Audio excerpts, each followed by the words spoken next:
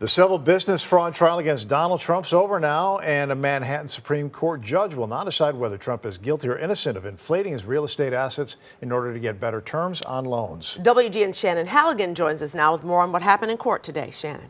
Well, the day began with authorities responding to a bomb threat at the judge's house. That was unfounded. But despite the judge barring Donald Trump from giving a formal closing argument in court, Trump today still spoke for 6 minutes, basically uninterrupted. Supporters and opponents of Donald Trump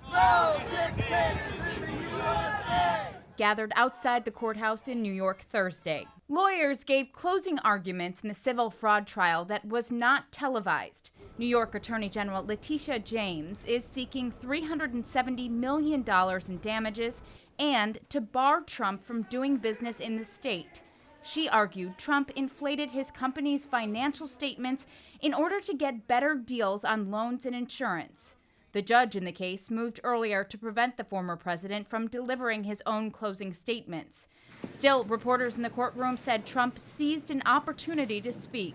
As the judge was assessing the situation, Donald Trump started speaking, and he went on for almost 6 minutes. At an office building Trump owns and could lose control of as a result of the trial, he gave a news conference echoing much of what he said in court.